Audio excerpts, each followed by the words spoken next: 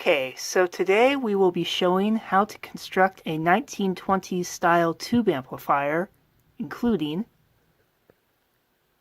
making the tubes for it. This was a really fun project and I think it turned out really good, so please enjoy. Okay, so we are going to start the construction by making the base stems for the two tubes. Here's an example right here. You can see it has copper leads coming out of the bottom to connect to the tube. And those are spot welded with a tiny piece of nickel to a piece of tungsten wire that forms the actual hermetic seal. And then up here there is a piece of steel that welds to the tungsten that we connect to inside the tube. So let's just get started on making that.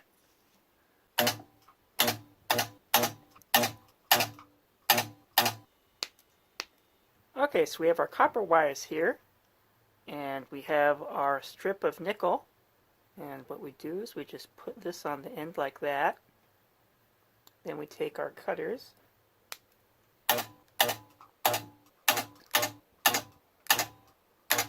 Okay, so it's now time to weld on our tungsten wire that's going to make the actual seal in the glass. I'm using 0.24 millimeter tungsten wire, and I just polished that to a mirror finish using 220 grit sandpaper.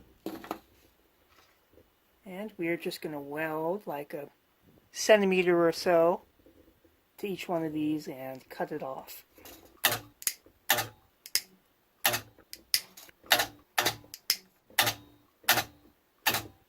Okay, so we're now going to make the top part that's going to go inside the tube. I have this piece of steel that I heated up in the flame to outgas it. I'm just going to...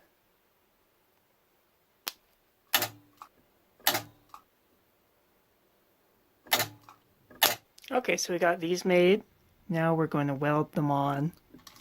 But first we're going to just very gently crimp the ends.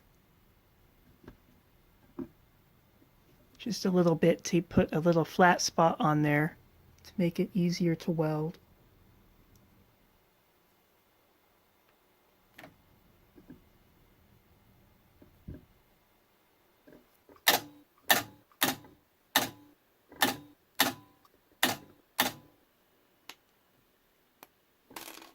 Okay, so that's what the electrodes are going to look like. Now we can get started on actual glass work. We're going to have to make the flare that these pinch into.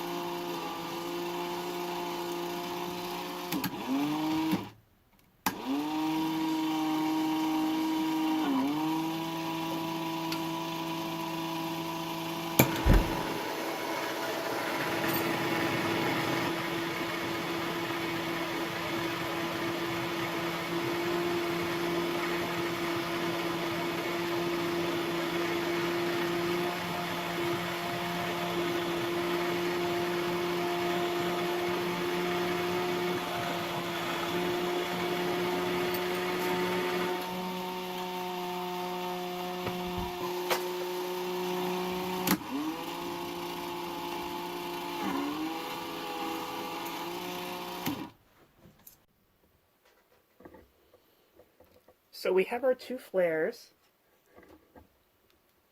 and now we have to expand the glass out such that we can fit our wires.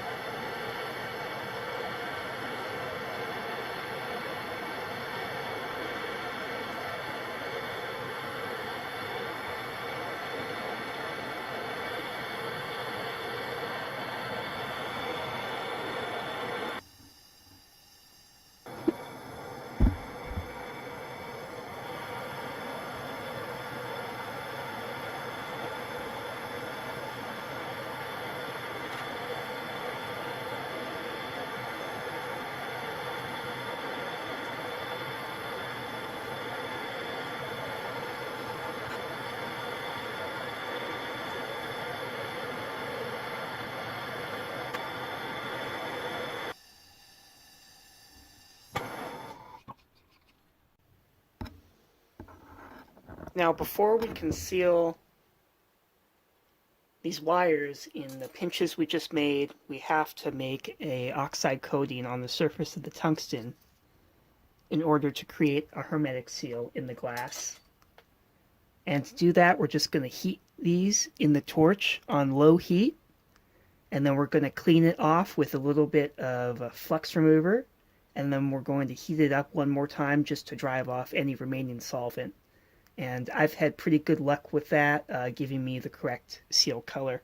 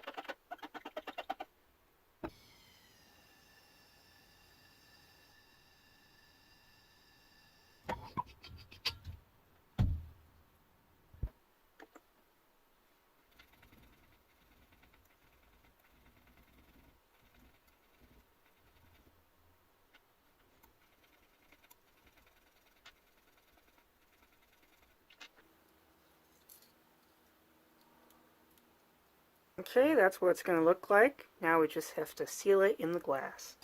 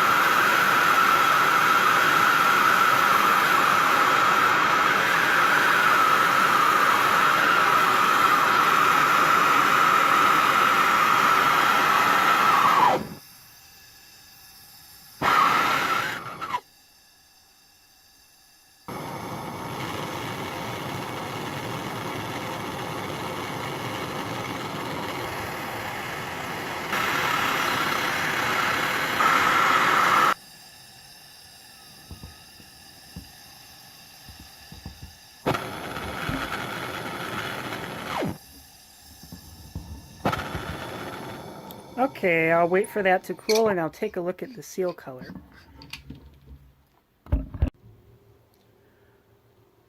Okay, so I ended up making a few different seals. Here's one of them. I just have it in this tube filled with acetone because it gives us a bit of magnification so we can get a better look. And you can see right at the bottom right here we have the correct seal color. And that would work. You only need a millimeter or two of that correct golden color of the tungsten to make a good seal, but it's really not ideal. We would really like to use that entire length of wire. So I gave it another shot and got this seal. See, that one's better. Use about half the tungsten. This one we use pretty much all of it. That one, these are about halfway up there. But like, if you're able to get the whole length, that's really what you want to aim for. Having a seal that looks like this with the correct color going all the way, you can be 100% sure that that's not going to leak whatsoever. That having the tungsten this correct color is pretty much the best way to make sure that you have a good seal through the glass.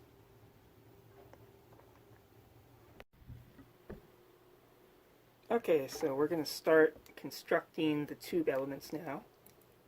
Just going to cut these off.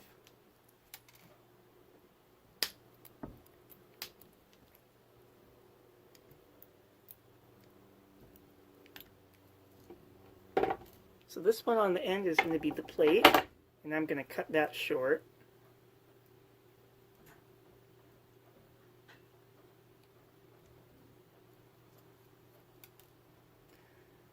This one is going to be one of the filament supports.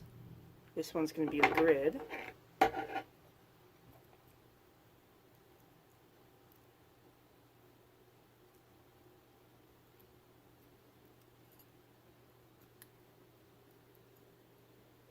This is going to be the other filament support. What we're going to do for the one in the middle is we're going to cut it off short and just bend it over.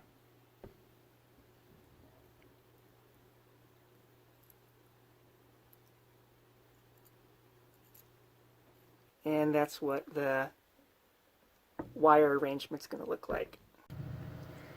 So now we're going to make the grids for these two tubes, and that's going to be pretty much the only difference between these two tubes.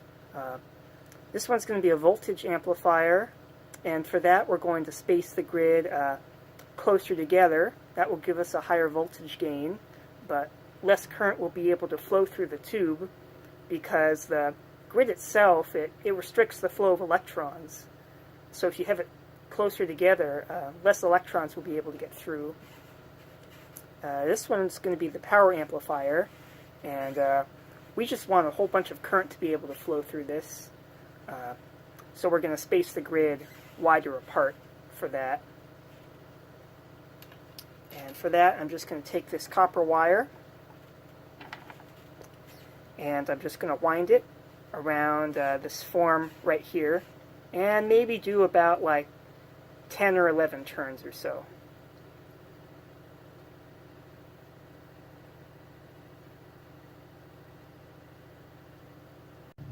Okay, here are the finished grids.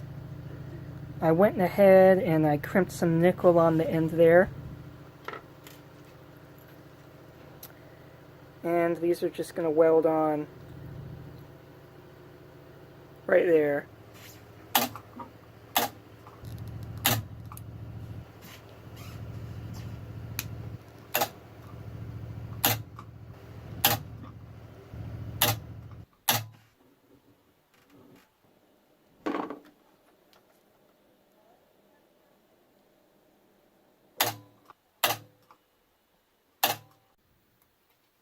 For the plates, we're going to use this nickel sheet.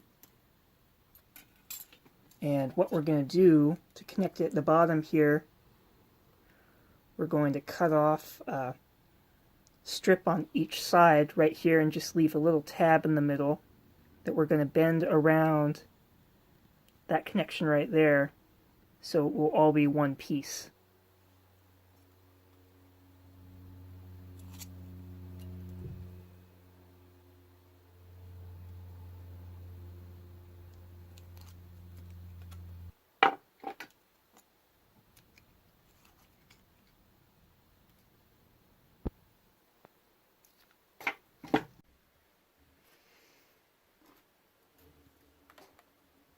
Okay, so we got this finished up. And before I weld it down there, I'm going to weld an extra piece of nickel at the top right here to attach the getter.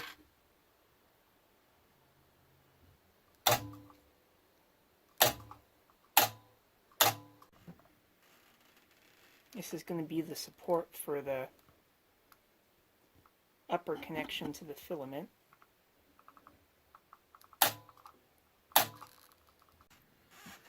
To keep the filament under tension, we need to put a spring at the top, and we're going to use the 0.24 millimeter tungsten wire for that again. And we're just going to bend this into sort of a hook shape and weld a bit of that on the top to act as the spring.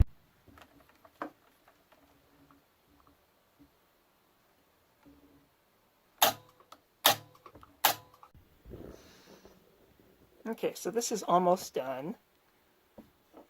Now we got to attach the filament, and for that I'm using 0.11 millimeter tungsten wire, and I just have a little piece of nickel spot welded on the end, and we just got to fish this through and weld it on the bottom.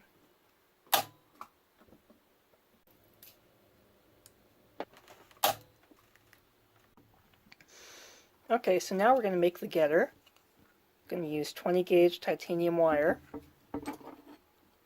and I'm just going to wind 3 loops of it on here and weld each one.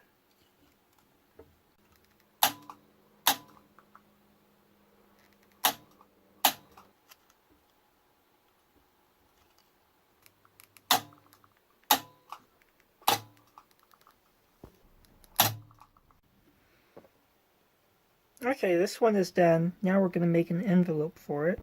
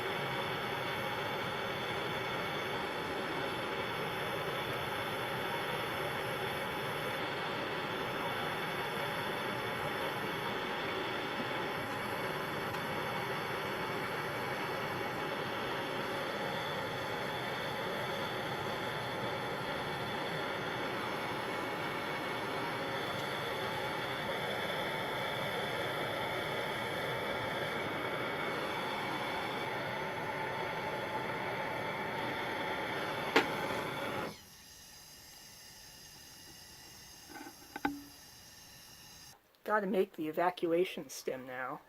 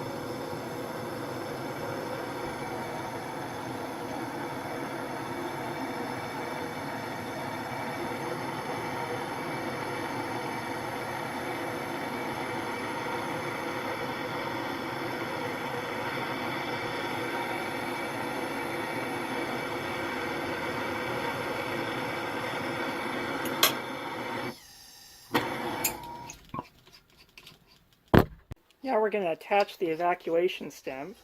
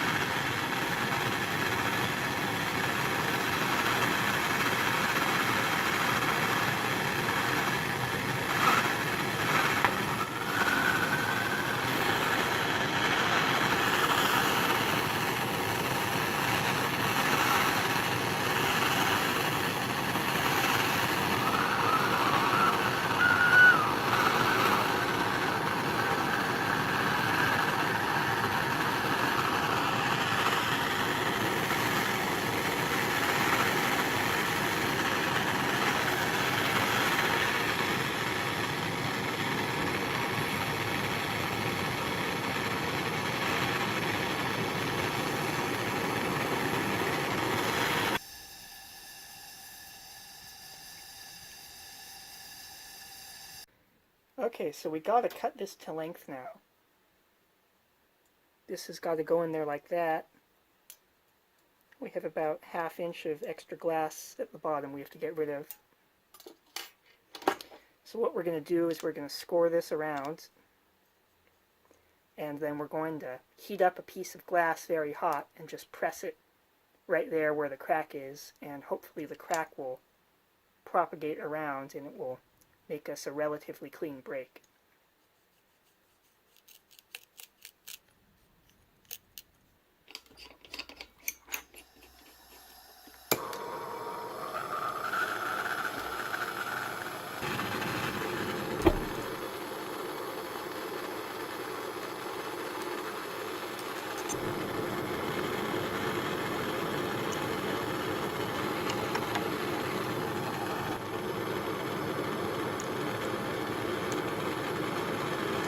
Okay, let's try to whack it.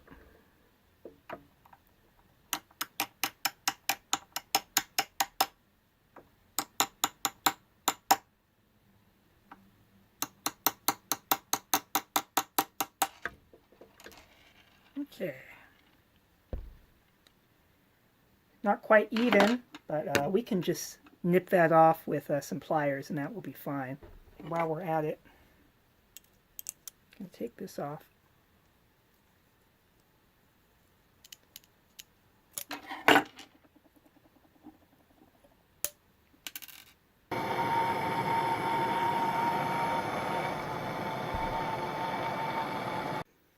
Okay, let's try to give this a test fit.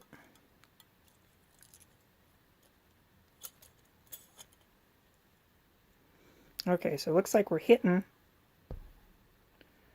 right there. So I'm going to take this to the grinder and I'm just going to knock a little bit of glass off there.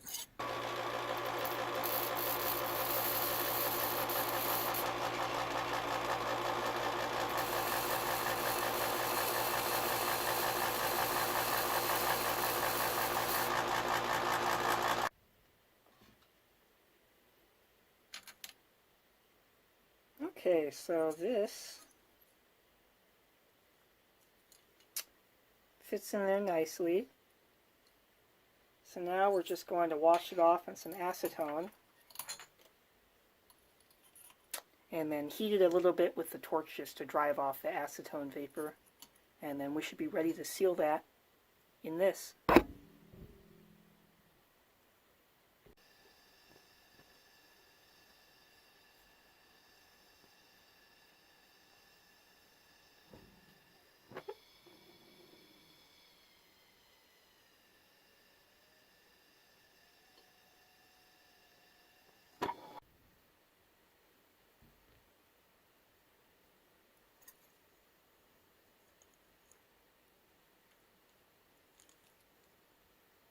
Let's give it a shot.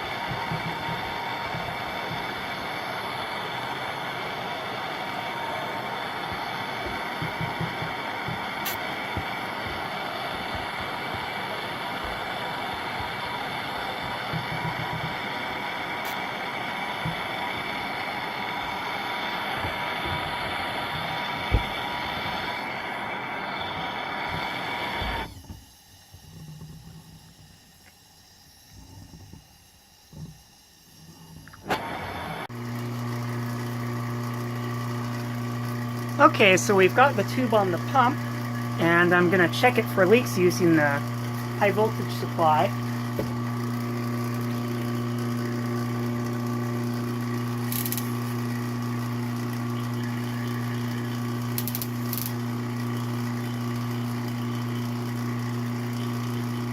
And we have no blue glow at all, and that tells us we have a good seal.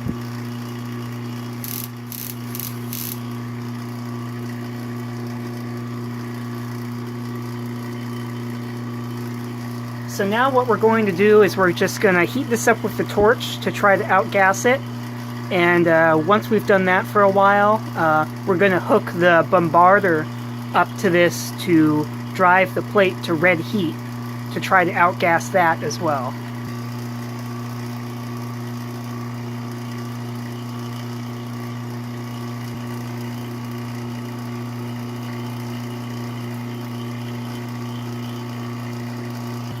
Okay, so I have the tube hooked up to the tube tester, and I'm going to see if I'm able to get some life out of it.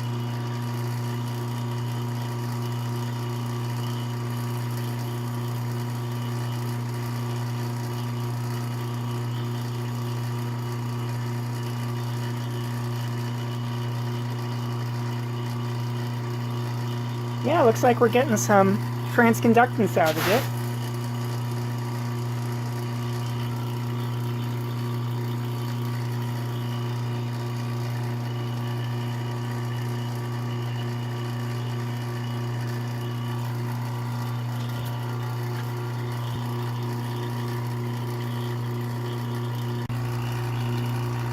Okay, so we got the tube hooked up to the bombarder.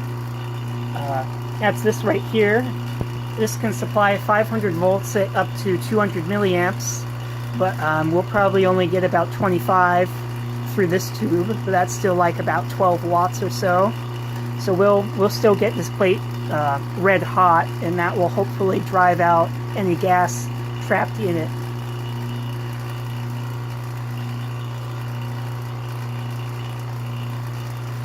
So I'm going to bring that up to 500 volts, and I'm going to bring up the filament voltage.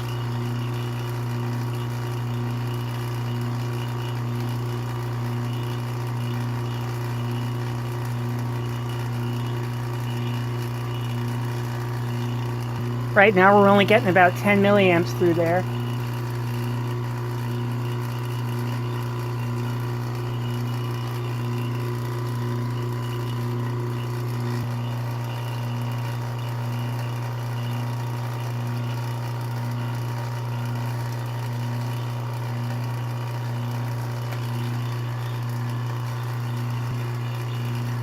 Okay, so we can see the plate is starting to glow red. We're passing about 25 milliamps through the tube, dissipating about 12 watts or so. And I'm just going to let it sit like this for a few minutes to try to get out as much gas as I can, and then slowly ramp it back down.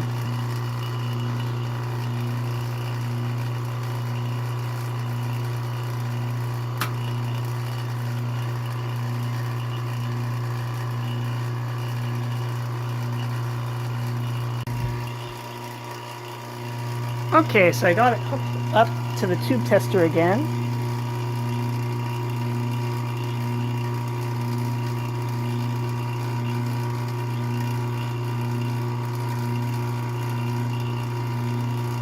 Yeah, it looks like it's still working. So I'm just going to heat together a small amount with the induction heater just to drive out any last bits of gas that are trapped into it. We'll seal it off, and then we'll heat together once again once it's sealed.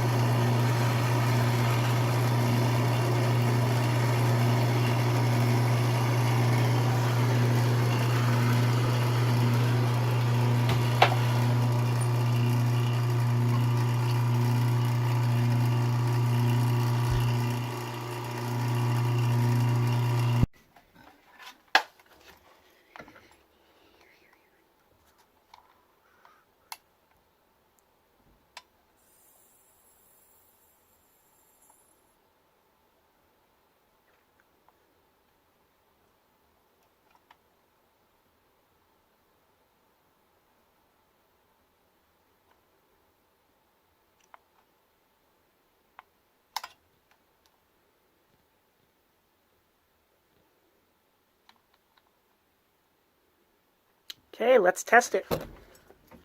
Okay, so I have the tube hooked up, and let's see if it still works.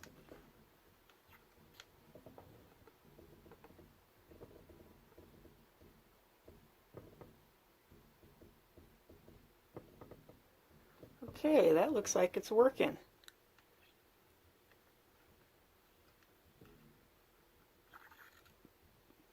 So that's adjusting the plate voltage, the grid voltage,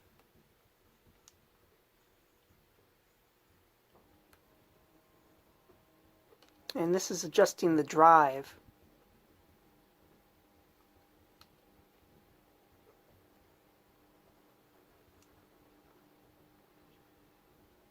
So that seems to be working.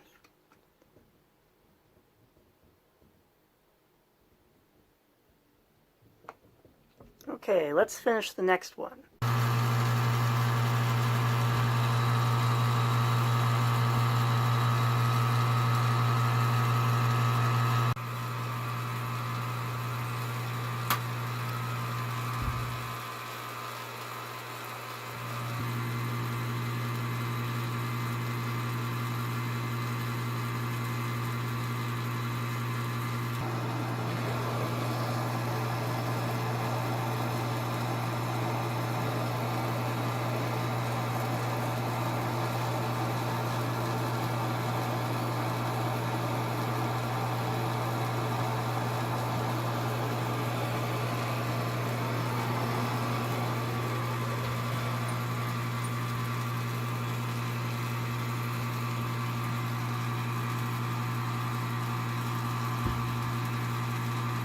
Okay, so this is the starting point of the tube amp.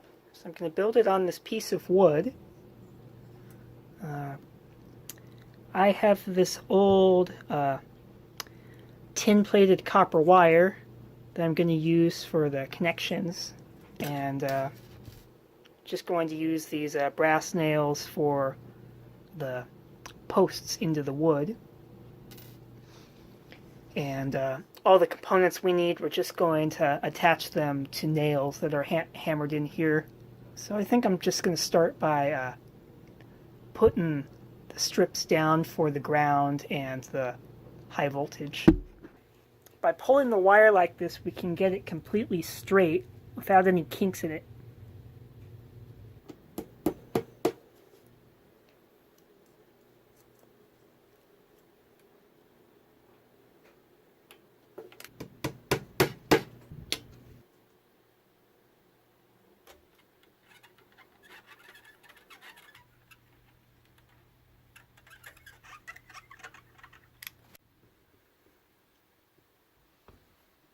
Okay, so those are bent,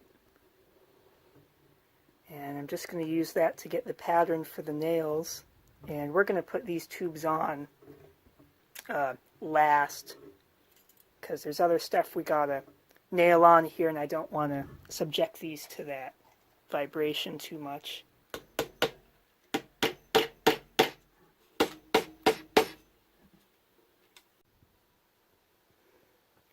Okay, so here's how it's mocked up right now. I looked through my collection of dog bone resistors, and I was able to pick out a few that I think will work for this.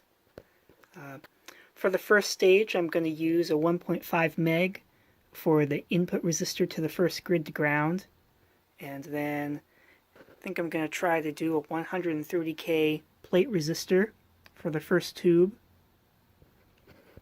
And then there's also going to be a choke in the plate circuit of this tube, because I find that that increases volume a little bit. Then we're going to have a 435K resistor right here from the second grid to ground. And then we're using another one of those transformers as the output transformer for this. These have a primary resistance of about 700 ohms and then a secondary resistance of a few ohms. So I hope those will be an okay match for these tubes, but that will be seen. So I think I'll just start by getting these resistors soldered in there.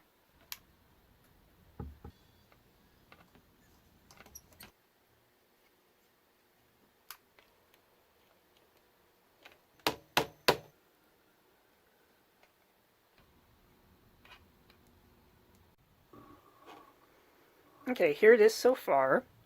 Have these 3 resistors installed. We also have the schematic right here.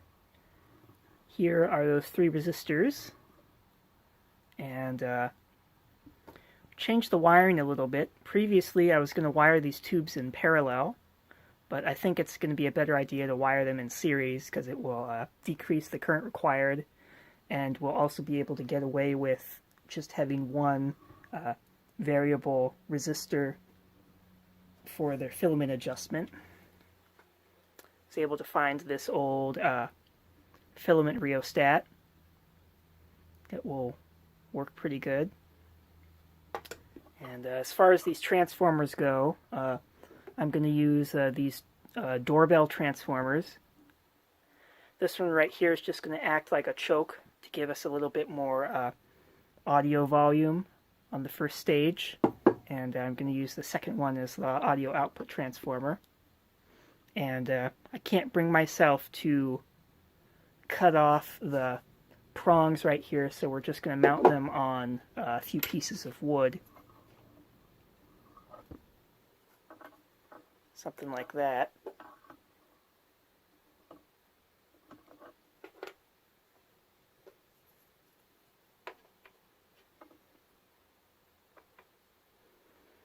And that should look halfway decent.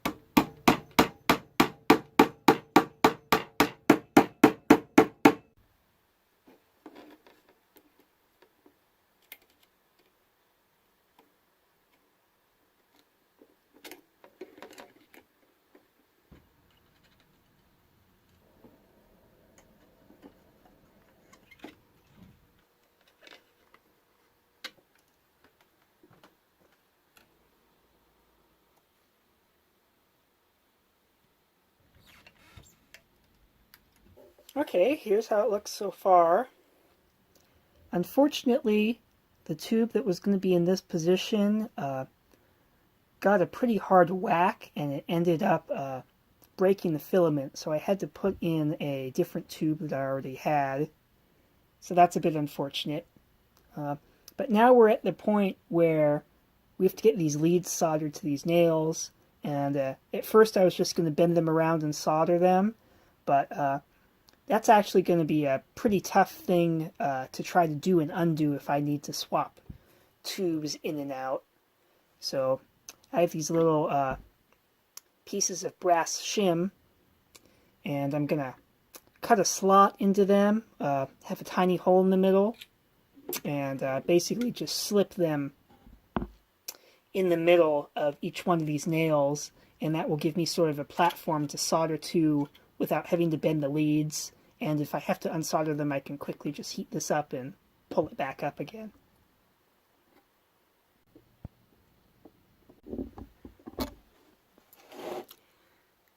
So I think I'm going to end up just pulling the nails out, sliding them underneath.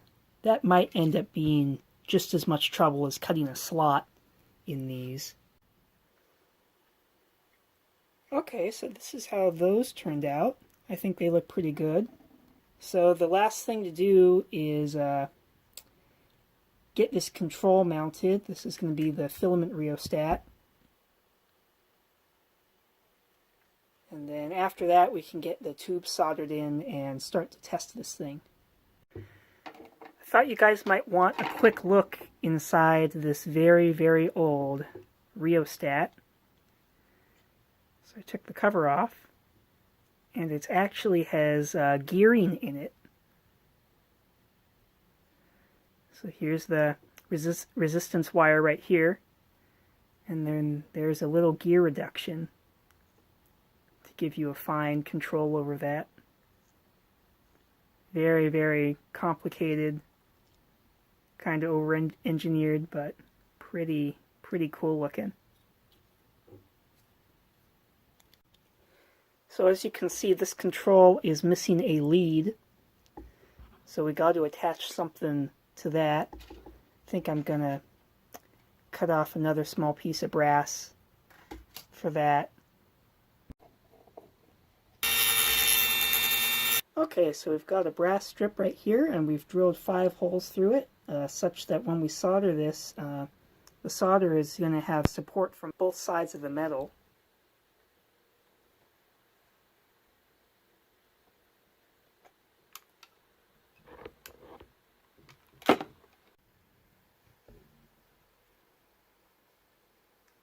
There's our fixed control.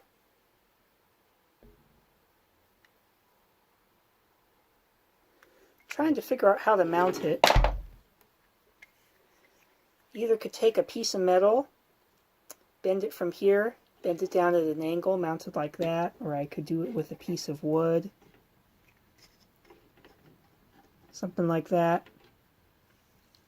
Main issue is going to be trying to have it stiff, because it's going to be sort of cantilevered over here, and you try to turn the knob and it could be really weak right here, so that's going to be non-trivial to figure out. Okay, so for mounting the rheostat, I'm going to cut out a piece of brass for that. This is just a brass cover that would go on a door or something like that. And I think I'm just going to do something like this.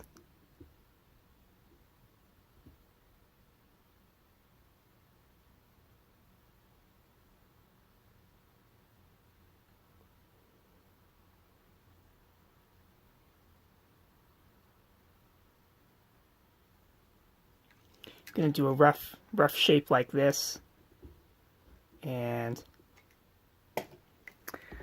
once we cut it out, we'll make it all pretty.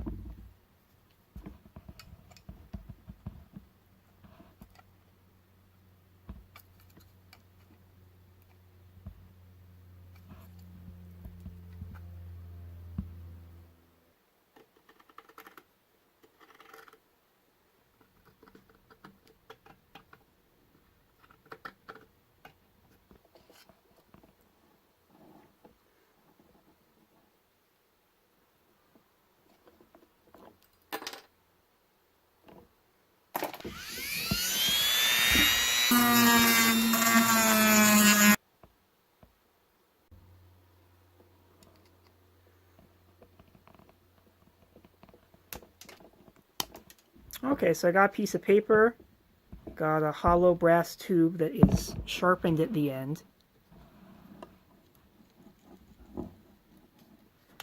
Just going to punch a hole.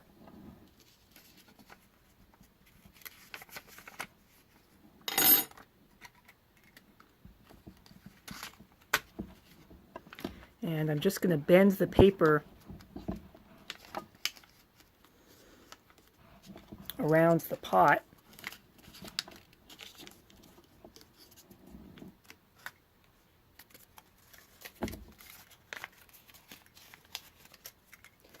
And we're going to use that to make our center hole.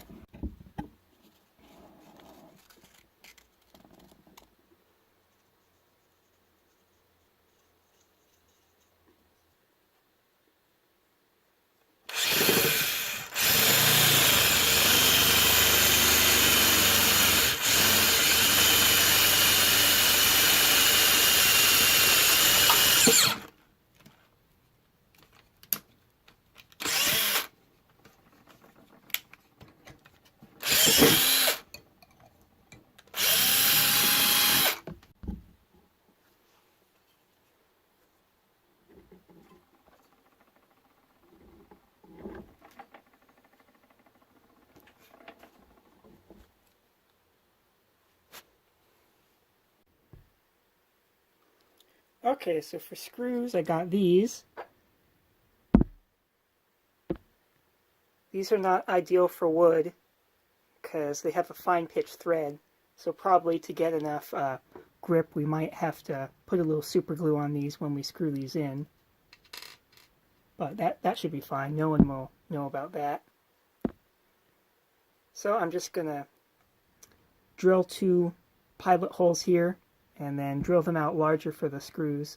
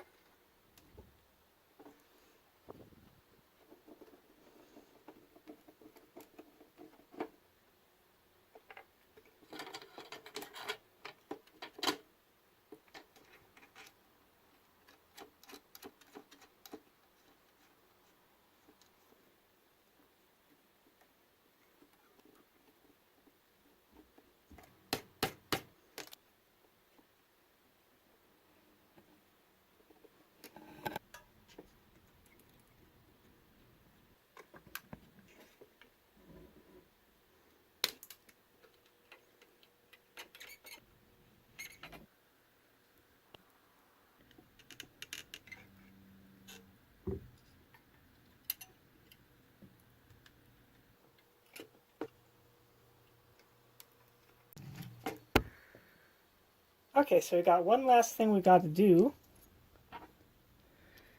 Got to get our coupling caps in there. I have a bunch of these old, I think they're mica caps. They might be paper. I'm going to have to test them to see if they're leaky. Looking through my old capacitors, I was initially going to go with these. It actually turns out that these are paper on the inside. So like they all test super leaky. I was able to find these nice mica caps. These are really, really overkill for this, but they're one of the few old caps I have that's not going to be leaky. So I was able to get 2 of those. I'll just put one of them here, one of them here, something like that. And then we can finally call this done.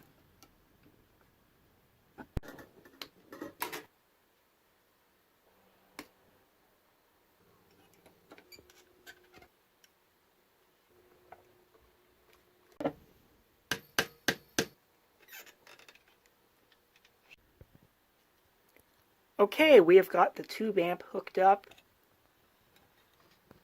Here's how it looks all finished up. Have it hooked up to a speaker, just a crappy test speaker. The tube tester, which will give us our power. And for the signal source, I'm just using an AM radio right there. Okay, let's see what it will do.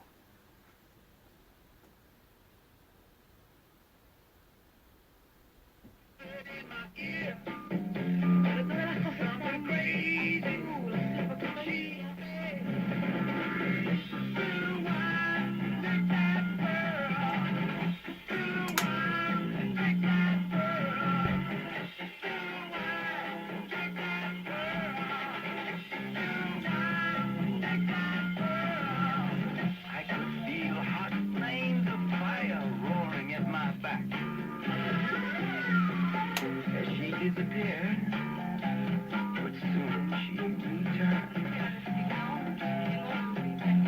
In her hand was a bottle of wine, in the other a glass. She poured some of the wine bottle into the glass and raised it to her lips.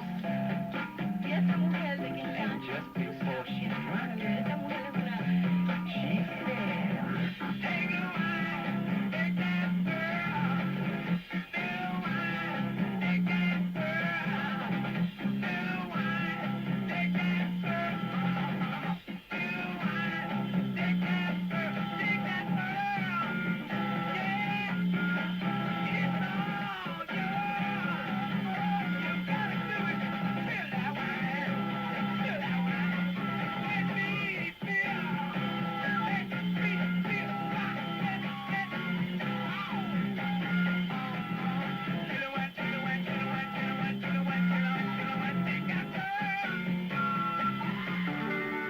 Here's my story. It's sad but true.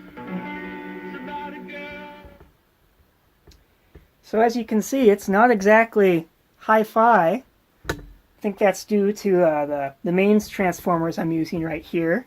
Probably not optimized for audio in any way. Also, if you're doing a single-ended tube amplifier like this, you want a transformer that has a gap in the core. Otherwise, you can get saturation in the core and it will add distortion. So there's a number of things against us here.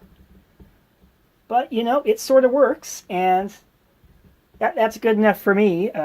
Pretty much completely scratch-built tube amplifier. Kind of unique, so that's pretty cool. Thank you very much for watching.